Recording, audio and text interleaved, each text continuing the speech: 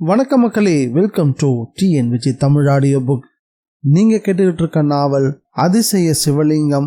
நம்ம சேனலுக்கு நீங்கள் ஃபர்ஸ்ட் டைம் வந்திருக்கீங்கன்னா சப்ஸ்கிரைப் பட்டனை ப்ரெஸ் பண்ணி நம்ம சேனலுக்கு சப்போர்ட் பண்ணுங்க. அப்படியே இந்த வீடியோக்கு ஒரு லைக்கையும் கொடுத்துருங்க. அத்தியாயம் 1. சிவன்குடி. வழக்கமான ஒரு கிராமமாகவே அது இல்லை.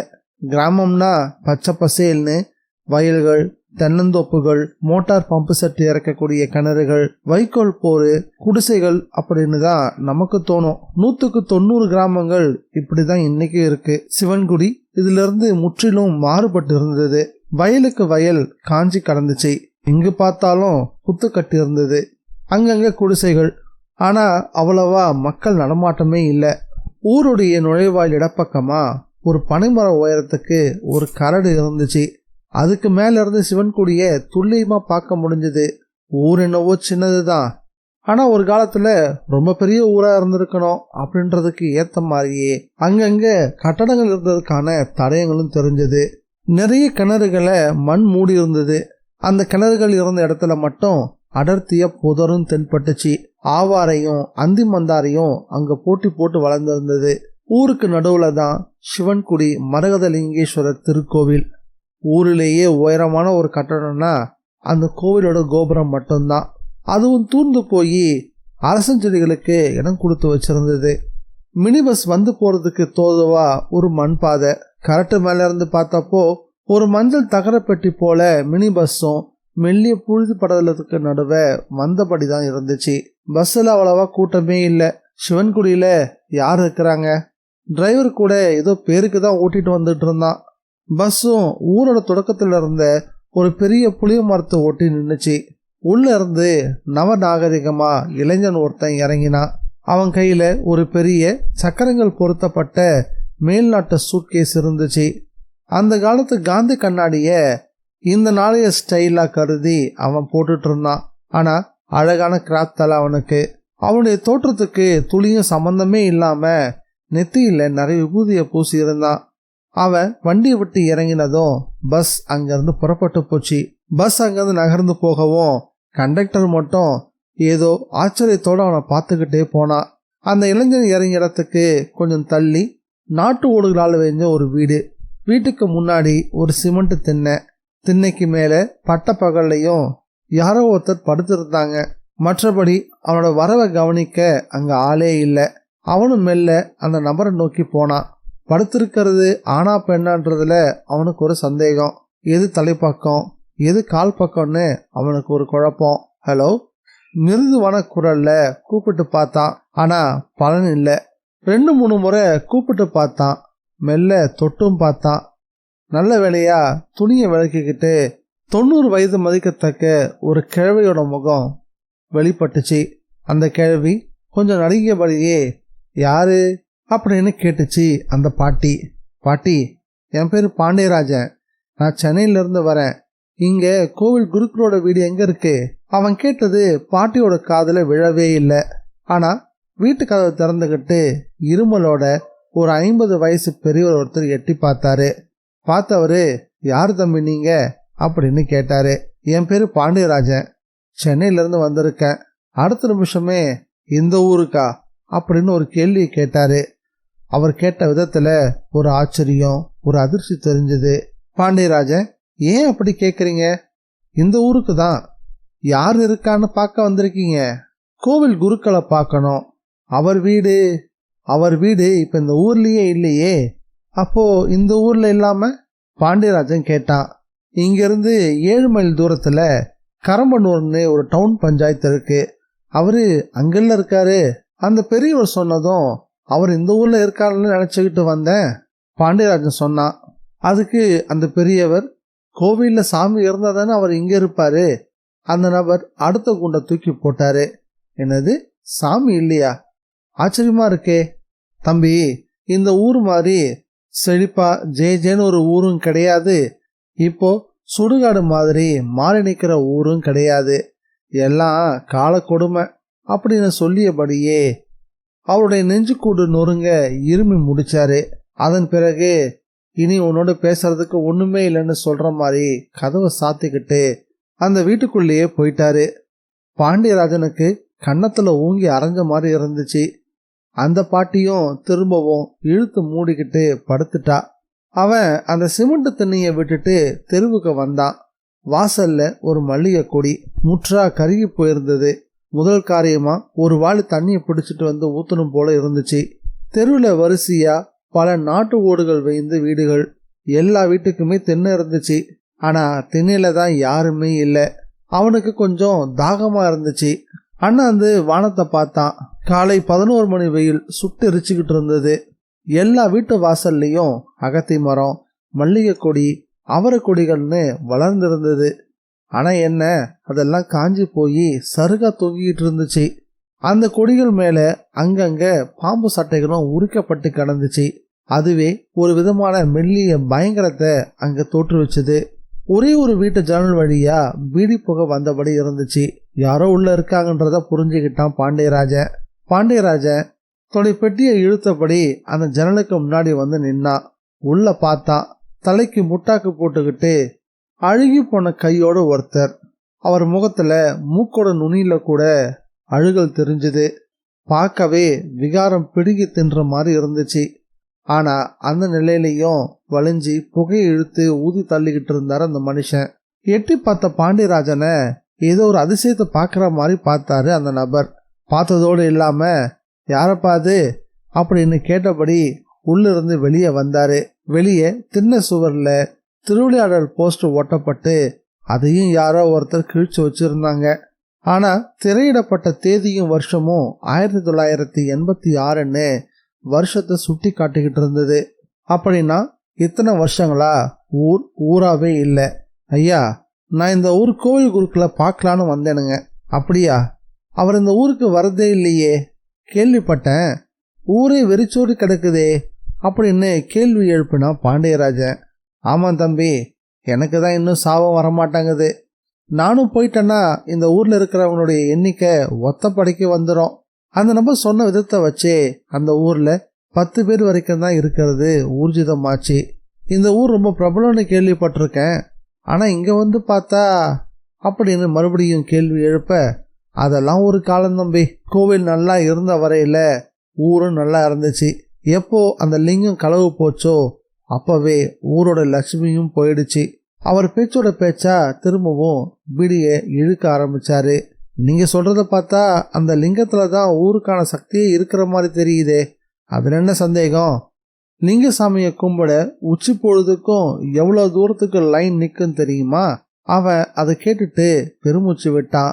ஆமா, நீ எதுக்கு குருக்களை பார்க்கணும் அப்படின்னு ஒரு கேள்வியும் கேட்டான். சும்மாதான் அப்படின்னு சொல்லியபடியே அங்கிருந்து விளங்க தொடங்கினான் பாண்டியராஜன்.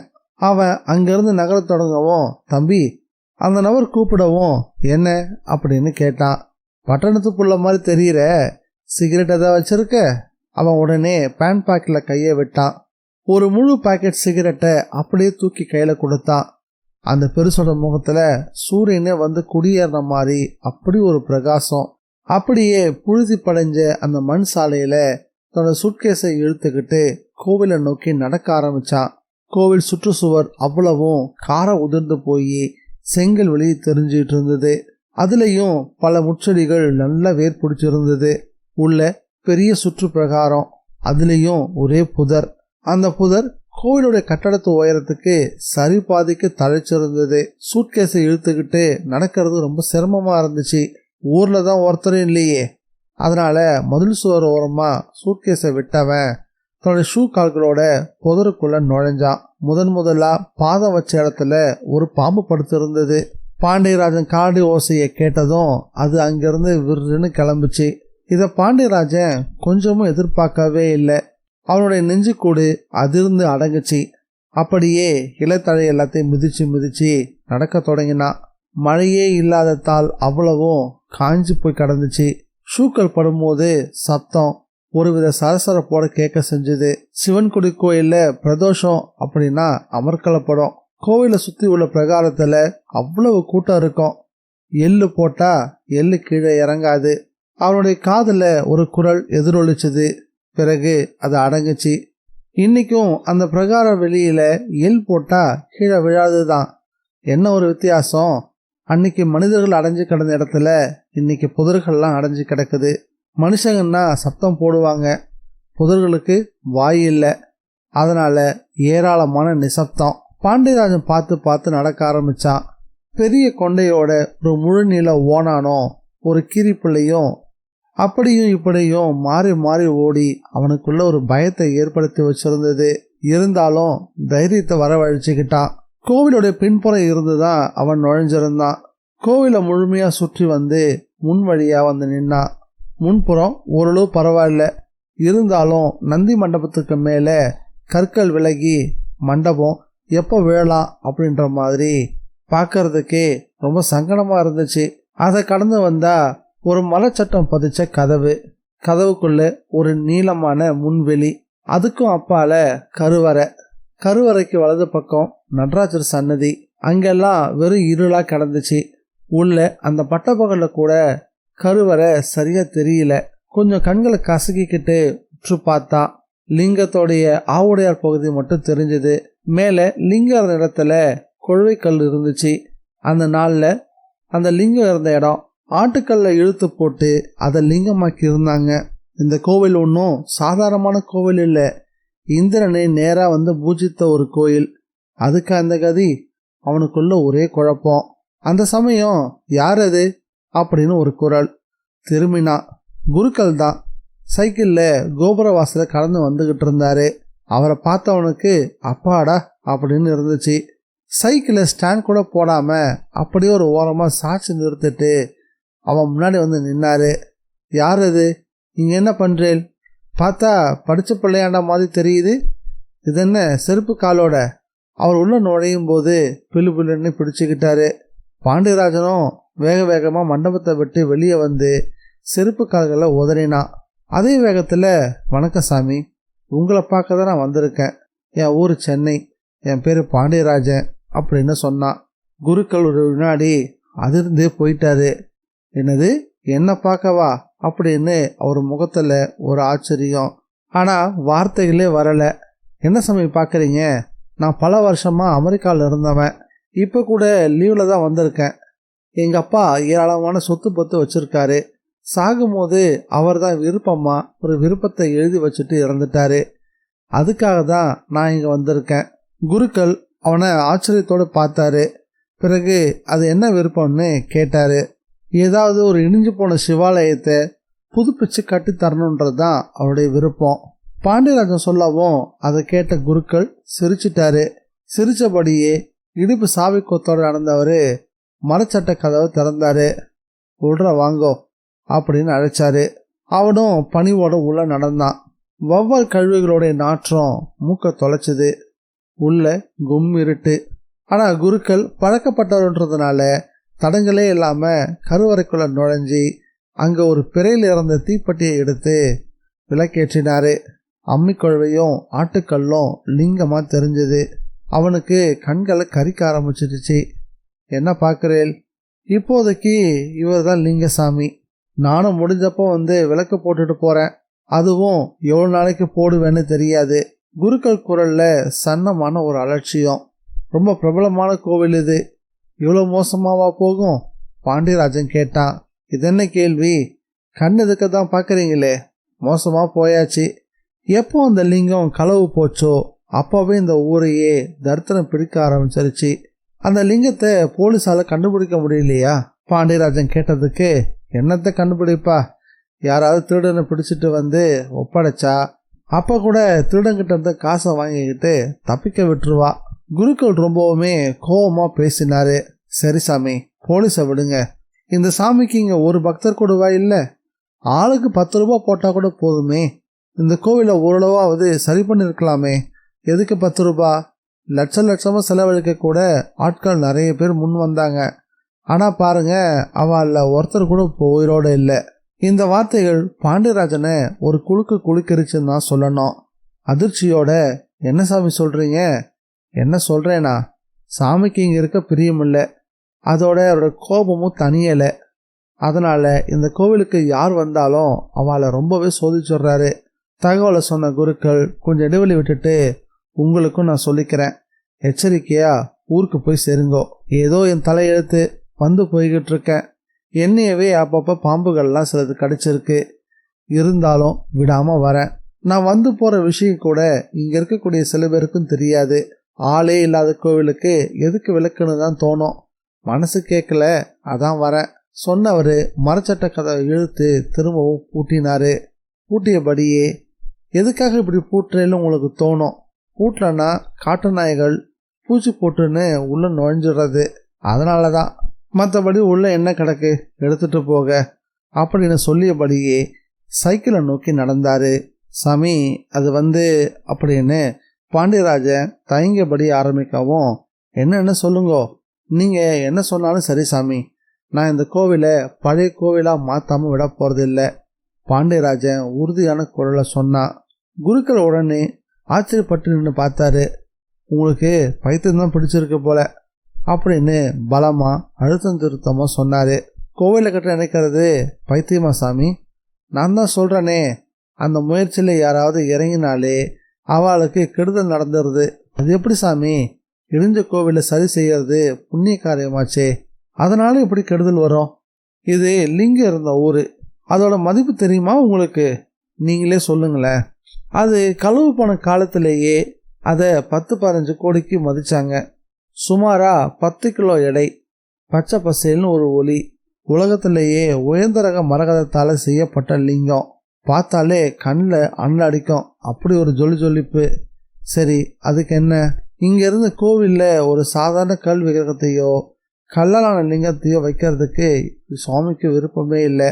நீங்கள் சொல்கிறத பார்த்தா இந்த கோயில் இப்படி இருக்கிறதுக்கான காரணம் சாமியா? வேற என்னத்த சொல்ல?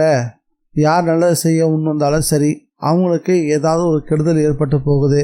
எனக்கு எந்த பிரச்சனையும் வராது சாமி, பாண்டியராஜன் ஒரு விதமான உறுதியோடு சொன்னான். குருக்கள் அவனை கூர்ந்து பார்த்தாரு. அவன் உடனே சட்ட பாக்கெட்டில் இருந்த கடிதத்தை எடுத்து அவர்கிட்ட நீட்டவும் செஞ்சான். அறநிலைத்துறை அதிகாரிகிட்ட இருந்து வந்த கடிதம் அது. கோவிலை பாண்டியராஜன் புனரமைக்கிறதுக்கு அறநிலைத்துறைக்கு எந்த ஆட்சேபமும் இல்லைன்ற ஒரு குறிப்பு இருந்துச்சு. கடிதத்தை படித்து முடித்தவரே பெருமூச்சு விட்டாரு. இந்த கோவில் மட்டும் இல்லை, இந்த ஊரில் கூட ஒருத்தரும் இல்லை. இருக்கிறவாலும் தீராத வியாதிக்காரங்களாக இருக்காங்க. வந்தப்ப நீயே கவனிச்சிருப்பீங்களே, மரகதலிங்கம் போனதோட எதிர் விளைவு தான் இது. பரம்பரையாக குடியிருந்த நானே கூட அடுத்த ஊருக்கு குடி போயிட்டேன். இதுதான் யதார்த்தம். இதுக்கு மேலே நான் சொல்கிறதுக்கு என்ன இருக்குது? குருக்கள் பெருமூச்சோட சொல்லி முடித்தாரு. பிறகு சைக்கிளில் ஏறி அமர்ந்தார். போகும்போது நல்லா யோசிச்சுக்கோங்க அப்படின்னு சொல்லிட்டு அங்கேருந்து கிளம்பினார். அவர் போனதும் பாண்டியராஜன் பதிலுக்கு தோலை குளிக்கிட்டு ஒரு சிரிப்பு சிரித்தான். பிறகு கழட்டி விட்ட ஷூக்களை எடுத்து அணிஞ்சிக்கவும் பிரகார வெளியில் கொண்டு வந்து வச்ச பெட்டியை நோக்கி அவன் நடக்க ஆரம்பித்தான். பெட்டியும் அங்கே தான் இருந்துச்சு. தொட்டு தூக்கினவனுக்கு தூக்கி வரி போட்டுச்சு. ஏன்னா பெட்டி அவ்வளவு லேசாக இருந்துச்சு. பதட்டமானவன் மலமலன்னு பெட்டியை திறந்தான். திறந்த வேகத்தில் உள்ளிருந்து ஒரு கருணாகம், யாடா நீ என்னையும் அடைச்சி வச்சிருக்க அப்படின்ற கோபத்தோட சீறிக்கிட்டு நிமிர ஆரம்பிச்சது. அத்தியாயம் 2. 1986. சிவன்குடி பச்சை பசேல்னு கிடந்துச்சு. எங்கு பார்த்தாலும் பசுமை. கிணறுகளில் குனிஞ்சி தண்ணி மொள்ள முடியும், அந்த அளவுக்கு நீர்வளம் நிறைஞ்சிருந்தது. ஊருக்குள்ளே ஒரு அம்பாசிடர் காருக்குள்ளே அமர்ந்தபடி வந்துக்கிட்டு இருந்தான் கஜேந்திர பாண்டியன். காரை வேகமாக செலுத்த முடியல. சாலையில் அப்படி ஒரு கூட்டம். டிரைவர் ரொம்பவே திணறி போனான். சாலை ஓரமாக ஏராளமான இட்லி கடைகள், டீ கடைகள் வேற இருந்துச்சு. உள்ளிருந்தபடியே பார்த்துக்கிட்டு இருந்த கஜேந்திர பாண்டியனுக்கு எரிச்சலாக இருந்தது. இலே, எதுக்குடா இவ்வளோ கூட்டம்? பக்கத்தில் ஏதாவது சினிமா ஷூட்டிங் நடக்குதா என்ன? டிரைவர் கிட்ட கேட்டான். அண்ணே, இல்லைங்கண்ணே, இந்த கூட்டம் சிவன்குடி கோவிலுக்கு போயிட்டு வர கூட்டம்ண்ணே. அப்படி என்னடா அந்த கோவிலில் இருக்குது? என்னண்ணே தெரியாத மாதிரியே கேட்டுட்டீங்க? எல்லா ஊர்லேயும் கல்லுதான லிங்கமாக இருக்கும். ஆமாம், இந்த ஊர் கோவில் இருக்கிறது சாதாரண லிங்கம் இல்லை, மரகத லிங்கம். மரகத லிங்கம்னா உண்மையான மரகத கல்லில் லிங்கம் செய்யப்பட்டிருக்கா? ஆமாண்ணே, போய் பாருங்க, குறவு தெரியும். அதுலேயும் உச்சி பொழுதுல சாமியை பார்க்கணுமே, கண்ணே கூசி போகுனே. டிரைவர் சொன்னது நிஜன்ற மாதிரி தரிசனம் பார்த்தப்போ கஜேந்திர பாண்டியனுக்கு தெளிவாக விளங்குச்சு. கஜேந்திர பாண்டியன் ஒன்றும் பெரிய பக்தனெல்லாம் கிடையாது. சாமியாவது பூதமாவது அப்படின்னு எகத்தாளம் பேசுறவன். இருந்தாலும் கோவிலுக்குள்ள கால் வைக்க காரணம் அந்த மரகத லிங்கம். உள்ள சாமியை பார்த்து முடிச்சவன் வெளியே வந்து ஊர்க்காரருடைய வாயை கிண்ட தொடங்கினான். ஆமா, இந்த லிங்கம் என்ன விலை போகும்? சாமிக்கு விலையா? நினைச்சாலே ஆபத்துயா, போய் வாயை கழுவு அப்படின்னு சொன்னாரு அந்த நபர். இல்ல சும்மா தெரிஞ்சுக்க தான் கேட்டேன், அதெல்லாம் கோடி கணக்கில் போகும். அதனால தான் இந்த கோவிலில் இது வரைக்கும் 13 தடவை களவு நடந்திருக்கு. அப்படியா? என்ன அப்படியா? நீ என்ன வெளியிருக்காரனா? உள்ளுக்காரங்கிட்ட போய் கேளு, கதை கதையா சொல்லுவாங்க. அந்த நபர் அப்படி சொல்லிட்டு அங்கிருந்து போயிட்டாரு. கஜேந்திர பாண்டியனும் விடுறதா இல்லை. உள்ளூர் இட்லி கடையில் ஒன்றில் போய் உக்காந்தான். வயசான கிழவி ஒருத்தியோட கடை அது. அவகிட்ட வாயை கிண்ட ஆரம்பிச்சான். ஏன் பாட்டி, உங்க ஊர் சாமியை திருட பார்த்தாங்களாமே, நிஜமாவா? அட ஆமாப்பா, அதெல்லாம் பழைய கதை.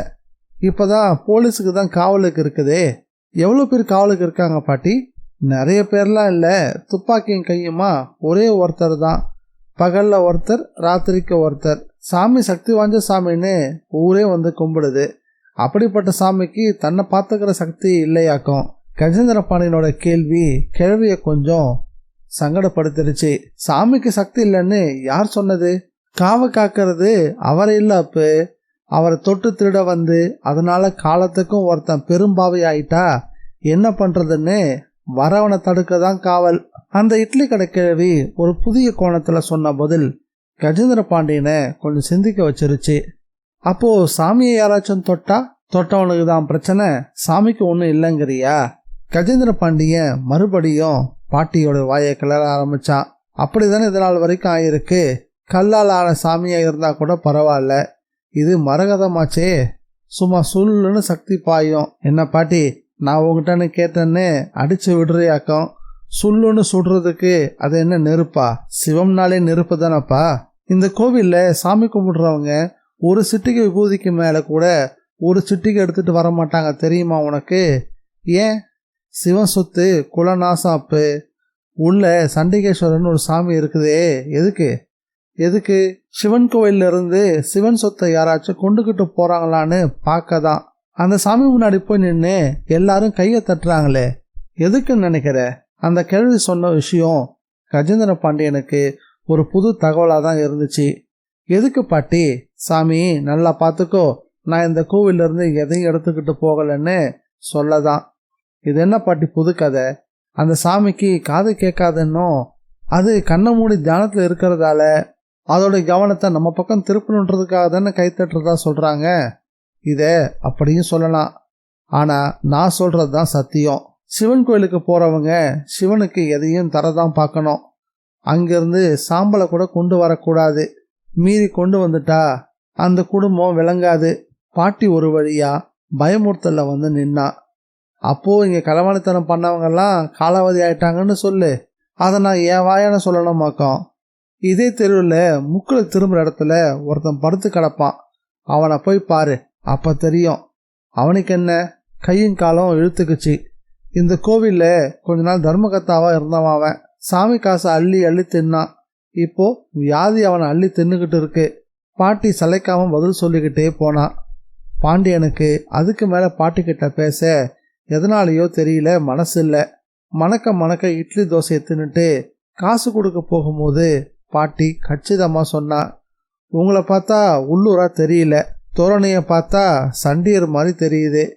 இம்புட்டு நேரம் பேசினதும் என் வாயை பிடுங்கிறதுக்காக கூட இருக்கலாம். ஏதாச்சும் கெட்ட எண்ணம் இருந்தா அதை மாற்றிக்கோ. பாட்டி சொன்னது நடு மண்டையில் கொட்டு வச்ச மாதிரி இருந்துச்சு பாண்டியனுக்கு. அன்னைக்கு ராத்திரி கஜேந்திர பாண்டியனுக்கு இருப்பை கொள்ளலை. வீட்டோட மொட்டை மாடியில் பனியன் வெட்டியில் உலாவ போனபடியே ஒரு சிகரெட்டை பற்ற வச்சுக்கிட்டு புகையை கக்கியபடி விறுவிறுன்னு நடந்துக்கிட்டு இருந்தான். அந்த நேரம் பார்த்து வந்து சேர்ந்தான் கோட்டமுத்து. வந்தவன் சுற்றுமுற்றிலும் ஒரு பார்வை பார்த்து முடிக்க கோட்டமுத்துவோட வந்த அடியால் மாடிப்படி தொடங்கக்கூடிய இடத்துல பாதுகாப்புக்கு நின்றுக்கிட்டான். இருட்டில் ஐயனார் கோவில் பரிவார சாமி ஆட்டம் தெரிஞ்சான் கோட்டை. அவனை பார்த்ததும், வா கோட்டை, உனக்காக தான் காத்துக்கிட்டு இருக்கேன். சிவன்குடி போனியா? சாமியை பார்த்தியா? கோட்டை கேட்டான். என்ன கோட்டை, சாமின்னு ஒன்று இருந்தால பார்க்க? அங்கே சிவலிங்கம் தான் இருக்குது, நல்லா தான் பேசுகிற, அதை தான் நான் சாமின்னு சொன்னேன். ஊருக்கு தான் அது சாமி, நமக்கு அது பல கோடி. சரிதானே? உன்னால் முடியுமா? முடியுமான்னா இது என்ன கேள்வி? எனக்கு எவ்வளோன்னு சொல்லு. முடியும் முடியாதுன்றத நான் சொல்கிறேன். சரி, நீயே சொல்லு. நீ முதல்ல சொல்லு. வேண்டாம், நான் ஒரு தொகையை சொல்லி அது குறைவாக இருக்குன்னு நீ நினச்சா நமக்குள்ள வேற வேண்டாம் பாரு. அப்போ நான் வேற ஒரு கணக்கு போடவா? என்ன கணக்கு? அது என்ன விலைக்கு போகுதோ அதில் ஆளுக்கு பாதி. பாண்டி, இது சரியில்லை. என்ன கோட்டை நீ? இது என்ன பீட்பேக்கு சமாச்சாரமா? கவனமாக திட்டம் போட்டு உசுர பணையை வச்சு செய்ய வேண்டிய வேலை. காவலுக்கு இருக்கிற போலீஸை போட்டு தள்ளுற கணக்கு வேற இருக்குது. எல்லாத்துக்கும் மேலே களவாண்டதுக்கு பிறகு 5-6 வருஷத்துக்கு நான் தமிழ்நாட்டில் இருக்க முடியாது. இங்கே என் கட்ட பஞ்சாயத்து வரும்படி, கந்து வட்டி வரும்படி, ஆளை தூக்குற வரும்படின்னு எத்தனை லட்சங்களை நான் விட்டு தர வேண்டியதாக இருக்கும் தெரியுமா உனக்கு? கஜேந்திர பாண்டியன் அழுத்தமாக தான் முடிவை சொல்லிட்டான். கோட்டமுத்து உடனே பதில் சொல்லலை. கீழே போய் ரகசியமா யார்கிட்டயோ ஃபோனில் பேச ஆரம்பிச்சிட்டான். பிறகு பாண்டியன் கிட்ட திரும்பி வந்தான். சரிடா நண்பா, காரியத்தை முடி. பெரிய 5 உனக்கு கூலியாக தரேன் அப்படின்னு சொன்னான். அப்போது 10 கோடி அதோட விலை. ஆமாம், மொத்த மரகதத்தோட மதிப்பு, அப்புறம் அதோடைய பழமை, இப்படி எல்லாத்தையும் கூட்டி கழிச்சு தான் நான் அந்த விலையவே வைக்கிறேன். சரி, பார்ட்டி யாரு? கண்டிப்பாக லோக்கல் கிடையாது, வெளிநாடு தான். அதான் தெரியுமே. அதான் எந்த நாடு? அதெல்லாம் உனக்கு எதுக்கு? இல்லைப்பா, அதுக்கான விலை 10 கோடி தாங்கிறத நான் எதை வச்சு நம்புறது? என்ன கஜேந்திரா நீ? 5 கோடி ரூபாயை நீ எந்த வருஷத்தில் சம்பாதிக்க போற? பழகிட்டோமேன்னு நான் இறங்கி வந்தா ரொம்ப தான் பண்ணுறியப்பா. சரி, அட்வான்ஸ் எவ்வளவு? ஒரு பெரிய தொகையை கொடுத்துட்றேன், 2 கொடு. லிங்கத்தை ஒப்படைக்கும் போது சொச்சம் 3 ரெடியாக இருக்கணும். சரி, என்ன சொரத்தே இல்லை? ரெடியாக இருக்குன்னு வார்த்தையில் சொல்ல மாட்டியா? இல்லாட்டி நீ சரக்கு தந்துடுவியா என்ன? இதை பாரு, உலகமே பயபக்தியோடு கும்பிட்ற சாமியை நான் களவாட போகிறேன். எனக்கு புத்தி பலம் தான் பெருசு, பக்தி பலம் பெருசுன்னு அலையிறவங்க நடுவில் இம்புட்டு துணிவாக இருக்கிறது எவ்வளோ பெரிய விஷயம் தெரியுமா? அதுக்காக எனக்கு தனி சம்பளமே தரலாம். பக்திக்கு கீழே ஒரு கொம்பு முளைச்சா புத்திங்கிறது சரியாக தான் இருக்குது. சரி, காரியத்தை நீ எப்படி முடிக்க போகிறன்ற கணக்கை போட்டுக்கோ. மற்ற விஷயமெல்லாம் நூல் பிடிச்ச மாதிரி நடக்கும். முதல்ல சிலோன் போகிறதுக்கு பாஸ்போர்ட் டிக்கெட்டை ரெடி பண்ணிக்கிறேன். விமானத்தில் ஏறதுக்கு கச்சிதமாக 10 மணி நேரம் இருக்கும்போது தான் சிவன்குடி மரகதலிங்க சாமியை எப்படி எடுக்கணுமோ அப்படி எடுத்துருவேன். சாமி என் கைக்கு வந்ததுலேருந்து அதிகபட்சம் 3 மணி நேரத்தில் பணம் எனக்கு வந்து சேரணும். சாமி உன் கைக்கு வந்துடும். அப்புறம் சாமி பாடு, ஓன் பாடு. நான் ஃப்ளைட்டு ஏடுவேன். போலீஸ்காரங்க துப்பு தொலைக்கிறேன்னு காலத்தை ஓட்ட வேண்டியது தான். கஜேந்திர பாண்டியன் தன்னோட திட்டத்தை சொல்லி முடிக்க கோட்டமுத்து பதிலுக்கு கை குலுக்கிட்டு அவனை கட்டி பிடிச்சிக்கிட்டான். அப்புறம் கொஞ்சம் தளர்ந்து போய் ஜாலிக்கு மாற தொடங்கினாங்க. ஒரு பாட்டில் பிராந்தியை உடைச்சி மசால் கடலையோட ஆளுக்கு பாதியாக குடித்தாங்க. நம்ம வேட்டையில் பெரிய வேட்டை இதுவாக தான் இருக்குன்னு நினைக்கிறேன். ஆமாம், பெருசு தான். பேசாமல் இதோட நிறுத்திட்டு கொஞ்சம் பெரிய மனுஷனாக வாழ்ந்தா என்னன்னு தோணுது. ஏன் கஜேந்திரா, உனக்கும் பயம் வந்துருச்சா என்ன? பயமாவதுக்கு ஏமாவது? சம்பாதிக்கிறது அனுபவிக்கத்தானே. அதை விட்டுட்டு இப்படி மொட்டை மாடியில் நடி பசங்களை காவலுக்கு வச்சுக்கிட்டு எப்போ பாரு கணக்கு பண்ணிக்கிட்டு இருக்கிறதுக்காக பிறந்திருக்கோம். ஓ, நீ அப்படி வரியா? பின்ன எது எப்படியோ, பக்தர்களை சாமி காப்பாற்றுதோ இல்லையோ, நம்மளை அது காப்பாற்ற போகுது. கோட்டமுத்து உறக்க சொல்லிட்டு ஒரு சிரிப்பு சிரிச்சான். முட்டா பசங்க அப்படின்னு சொன்னான் கஜேந்திர பாண்டியன். யாரை சொல்கிற? கோயில் கட்டினவன், போய் கும்பிட்றவன், அம்புட்டு பேரையும் தான் சொல்கிறேன். அவனுங்களை ஏன் திட்டுற? அவனுங்க கோவில் கட்டாட்டி நமக்கு எப்படி பொழப்பு நடக்கும்? அதுவும் சரிதான். இருந்தாலும் சில விஷயத்தில் நம்ம ஆளுங்களை புரிஞ்சிக்கவே முடியல கோட்டை. எந்த விஷயத்தில்?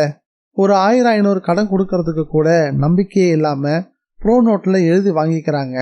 ஆனால் பார்க்காத சாமியை மட்டும் எதை வச்சு நம்புறாங்கன்னே தெரியல. மனுஷங்களை விடு, சாமி விஷயத்துக்கு வா. அது கையில் தான் எம்புட்டு ஆயுதம். அதுலேயும் இந்த சிவனுக்கு நெத்தியில் ஒரு கண்ணு வேற இருக்கு. அப்படி திறந்தாலே எதிரில் இருக்கிறவன் சாம்பல் ஆயிடுவான். அப்படி இருக்கையில் சிலையை களவாடும் போது அது கண்ணை திறக்க வேண்டியது தானே. என்னை கேட்டால் பூட்டு, கதவு இதெல்லாம் தான் சாமின்னு சொல்லுவேன். ஏன்னா இதுதான் களவு போகாம அம்புட்டையும் காப்பாத்துது. நீ என்ன சொல்ற?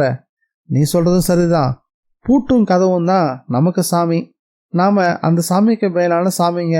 எப்படி அதையே உடைச்சி நம்ம கைவரிசைய அதுகிட்ட காட்டுறோம்ல? ஆமா, கரெக்டு தான் நீ சொல்றது.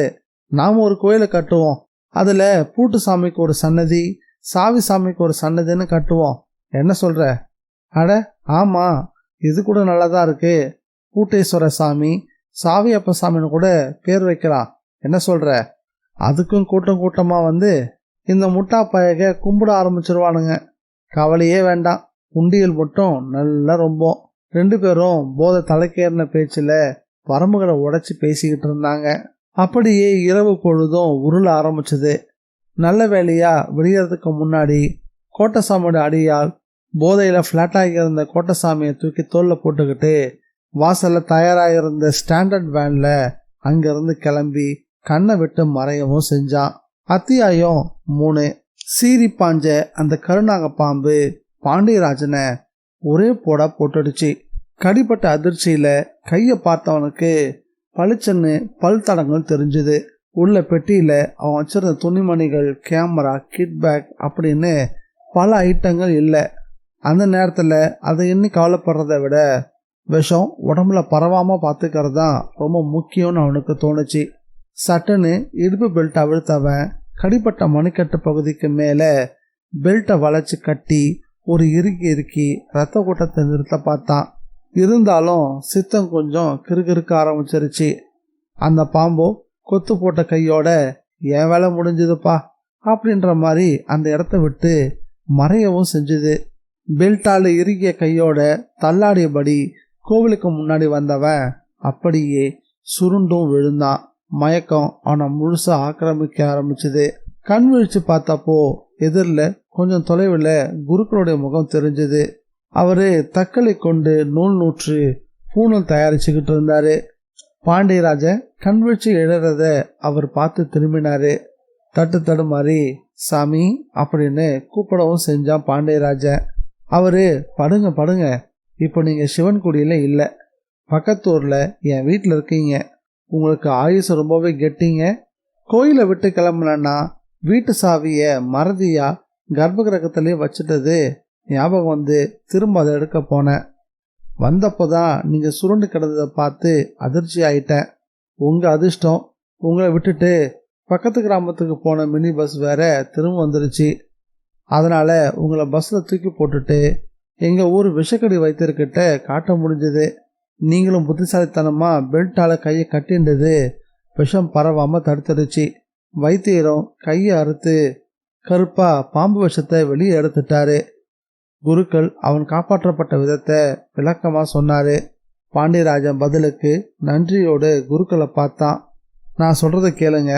நல்ல நேரத்துக்கு ஊருக்கு கிளம்புற வழியை பாருங்க. நான் தான் ஏற்கனவே சொன்னேன்ல, அது என்னமோ தெரியல, சுவாமிக்கு இன்னும் கோபம் அடங்கவே இல்லை அப்படின்னு சொன்னாரு குருக்கள். அவனுக்கு அந்த நிலையிலையும் சிரிப்பு வந்துச்சு. லேசா சிரிச்சான். இதை கவனிச்ச குருக்கள் எதுக்கு சிரிச்சேல் அப்படின்னு கேட்டாரு. சிரிக்காம என்ன பண்றது சாமி? மனுஷங்க பண்ற தப்புக்கு கொஞ்சம் கூட யோசிக்காம சாமி மேல பழிய போடுறீங்களே, மனுஷங்க பண்ற தப்பா? யோசோட கேட்டாரு குருக்கள். என்னை கடிச்ச பாம்பு என் பெட்டிக்குள்ள இருந்துச்சு சாமி. பெட்டிக்குள்ள துணிமணி எல்லாம் எங்க போச்சுன்னு தெரியல. அப்படியா? நம்பவே முடியலையே. நம்புங்க, நான் பிழைக்காம போயிருந்தா இந்த உண்மை உங்களுக்கு தெரியாமலே போயிருக்கோம். நல்ல வேலையா நீங்க மறந்த சாவி தான் இப்ப என்ன காப்பாத்திருக்கு. பாண்டியராஜன் சொல்லவும், என்ன இது பெருசா குண்ட தூக்கி போடுறீங்களே, சிவன்குடியில உங்க பெட்டியில இருக்கிறத திருடுற அளவுக்கு யார் இருக்கா சொல்லுங்க? யாரோ இருக்காங்க சாமி. அவங்களுக்கு என்ன மாதிரியே யாரும் அந்த கோவிலை எடுத்து கட்டுறதுல உடன்பாடு இல்லைன்னு தெளிவா தெரியுது. அப்படியா சொல்றேன்? வேற எப்படி சொல்ல? பாம்பு எங்க இருந்தாவது வந்து என்னை கடிச்சிருந்தா கூட பரவாயில்ல, என் பெட்டிக்குள்ள இருந்து எப்படி வர முடியும்? இதை எப்படி எடுத்துக்கிறதுன்னு எனக்கும் தெரியலன்னு குருக்களும் சொன்னாரு. அது சரி, எனக்கு முந்தி நீங்க கோயில் கட்ட வந்தவங்க எல்லாமே இறந்து போனதா சொன்னீங்கல்ல, அப்படி யாரெல்லாம் வந்தாங்க, யாரெல்லாம் எப்படிலாம் இறந்து போனாங்கன்னு உங்களால சொல்ல முடியுமா? முதல்ல நாராயண செட்டியார்னு ஒருத்தர், அப்புறம் ராஜாங்கன்னு ஒருத்தர், அவ்வளோ ஏன், சிவன்குடியை சேர்ந்த தண்டபாணிங்கிற மிராசுதாரரே கோயிலை எப்படியாவது சீர்படுத்த ஆசைப்பட்டு கடைசியில் அவர் தலையில் மரக்கலை முறிஞ்சு விழுந்து 1 வருஷம் கோமாவில் இருந்தார். குருக்கள் வரிசைப்படுத்திய பெயர்கள் பாண்டியராஜனுக்குள்ள அணிவகுக்க ஆரம்பிச்சது. ஆமாம், லட்சக்கணக்கில் ஆகுமே, அவ்வளோ பணம் உங்ககிட்ட இருக்கா? இடையில குருக்கள் கேட்கவும், இல்லாமல சாமி கிளம்பி வந்திருப்பேன். உங்களுக்கு சிவன்குடி சாமி தான் குலதெய்வமோ? இல்லை சாமி, ஏதாவது ஒரு இடிஞ்ச சிவாலயத்தை புனரமைக்கணும். அப்போ தான் பிரசித்தி பெற்றிருந்த கோயிலை பற்றி நான் கேள்விப்பட்டேன். இப்போ கூட ஒன்று கெட்டு போகலை. இதே போல் நிறைய சிவாலயங்கள்லாம் இருக்குது. அங்கே போய் நீங்கள் உங்களுடைய எண்ணத்தை நிறைவேற்றிக்கலாமே. பண்ணலாம் தான், ஆனால் இங்கே என் பெட்டி திருடு போகாமல் இருந்திருந்தா, என்ன பாம்பு கடிக்காமல் இருந்திருந்தா நான் ஒருவேளை உங்கள் பேச்சை கேட்டு இங்கேருந்து கிளம்பியிருப்பேன். ஆனால் இப்போ நான் இதை விடுறதா இல்லை.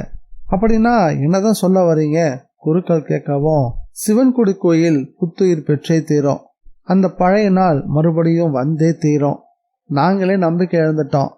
நீங்கள் எதை மனசில் வச்சுக்கிட்டு இப்படி சொல்கிறேன்? குருக்கள் கேட்டார். போக போக எல்லாம் உங்களுக்கே புரிய வரும் பாருங்க சாமி. அப்போது திரும்பி சிவன்குடிக்கு போக போகிறீங்களா? நிச்சயமா. அதுக்கு முந்தி உங்கள்கிட்ட ஒரு கேள்வி கேட்கணும். பாண்டியராஜன் குருக்கள் கிட்ட கேட்டான். என்னன்னு சொல்லுங்கோ, நான் பதில் சொல்கிறேன். சிவன்குடி மிராசுதாரர் தண்டபாணிங்கிறவர் தலை மேலே மரக்கலை முறிஞ்சு விழுந்து கோமாவில் இருக்கிறதா சொன்னீங்கல்ல, இப்போ அவர் எப்படி இருக்காரு? ஏதோ இருக்காரு. சிவன்குடியில் 3/4 வீச நிலம் அவருக்கு தான் சொந்தம். கோவில்லையும் அவருக்கு தான் முதல் மரியாதை. ஆனால் இப்போ எல்லாமே இருந்தும் ஒரு பெட்டிக்கடையை வச்சுட்டு தான் பொழப்ப நடத்திக்கிட்டு இருக்காரு. அப்போது அந்த நிலமெல்லாம் ஒரு பிரயோஜனமும் இல்லாமல் கிடக்கு. மழை வேற இல்லை. அதான் பார்த்தேலே, எப்போ மரகதலிங்கம் களவு போச்சோ அப்போவே மகாலட்சுமியும் இந்த ஊரை விட்டு போயிட்டா. அந்த லிங்கம் என்னாச்சுன்னு யாருக்கும் தெரியலையா சாமி? இந்த நிமிஷம் வரைக்கும் தெரியாது. போலீஸால் எதையும் கண்டுபிடிக்க முடியல. கோவிலும் கொஞ்சம் கொஞ்சமாக கீழே போயிருச்சு. 2 கொலைகள் நடந்ததால் புனர் பூஜை பண்ணணும்னு பூஜையே இல்லாமல் பூட்டி வச்சது அப்படின்னு வீழ்ச்சி அந்த இடத்துல ஆரம்பமாச்சு. ஏதோ சாபம் கொடுத்த மாதிரியே ஆயிட்டுது. குருக்கள் சங்கோபமாக சொல்லும் போதே வாசற்புறம் ஒரு கூட்டி வந்து நிற்கக்கூடிய சத்தம் கேட்டுச்சு. மெல்ல எட்டி பார்த்தான் பாண்டியராஜன். ஸ்கூட்டியிலேருந்து ஒரு இளம் பெண் இறங்கிட்டு இருந்தா. வரவ என் பொண்ணு ஐஸ்வர்யா, காலேஜில் படிக்கிறா. காலேஜுக்கு போயிட்டு தான் வரா. அவளும் உள்ள நுழைஞ்ச கையோட பாண்டியராஜனை யாருன்ற மாதிரி பார்க்கவும் செஞ்சா. ஐசு, சார் பேர் பாண்டியராஜன். நம்ம கோவிலுக்கு வந்திருந்தாரு. வந்த இடத்துல பாம்பு கடிச்சிருச்சு. ஆனால் ஆயுசு கெட்டி தப்பிச்சிட்டாரு அப்படின்னு சொன்னார் குருக்கள். அதை கேட்டாவ அப்படியா அப்படின்னு ஆச்சரியப்பட்டு லேசா சிரிக்கவும் செஞ்சா. கிட்டத்தட்ட வெள்ளை வெள்ளையர்னு பரங்கி பழமாட்ட இருந்தா. அவ பார்க்கக்கூடிய விதத்துலையும் சரி, சிரிக்கக்கூடிய விதத்துலையும் சரி, நல்ல ஒரு மெச்சூரிட்டி தெரிஞ்சது. அவனுக்கு முதல் பார்வையிலேயே அவ மேல ஒரு ஈர்ப்பும் அதிகமாச்சு. அவளோ அதை பத்தி பெருசா கண்டுக்காம உள்ள போயிட்டா. குருக்களும் ரெஸ்ட் எடுத்துக்கோங்க, இந்த வந்துடுறேன் அப்படின்னு சொல்லிட்டு வெளியே கிளம்பினாரு. குருக்களுடைய மனைவி சமயக்கட்டில் இருந்தா. ஐஸ்வர்யா முகம் கழுவிக்கிட்டு வீட்டுக்கே இயல்பான உடைக்கு மாறினா. அவ அம்மா முன்னாடி போய் நிற்கவும் கமகமன்னு காஃபி அவளுடைய முகத்துக்கு நேரம் நின்றுச்சு. தேங்க்ஸ்மா. ஆமாம், என்னம்மாச்சு அப்பாவுக்கு? இப்படி யாரையும் வீட்டுக்கு கூட்டிகிட்டு வர மாட்டாரே அப்படின்னு மெலிதான குரலை சொன்னான். எனக்கும் அதாண்டி புரியல. உனக்கு ஒரு விஷயம் தெரியுமோ? என்ன? இந்த பிள்ளையாண்டா நம்ம சிவன்குடி கோவிலை எடுத்து கட்ட தான் வந்திருக்கான். ஏதோ வேண்டுதலாம், அவ தோப்பனாருடைய ஆசையா. ஆனால் நம்ம கோவில் ராசி தான் தெரியுமே உனக்கு. நல்ல பாம்பு தீண்டிடுச்சு. ஆனால் பாம்பு தானாக வந்து தீண்டலை, யாரோ பண்ண சதின்னு சொல்லிட்டு இருக்கான் அந்த பிள்ளையாண்டா. எனக்கே அவன் சொல்கிறத கேட்கும் போது தலையை சுத்துறது.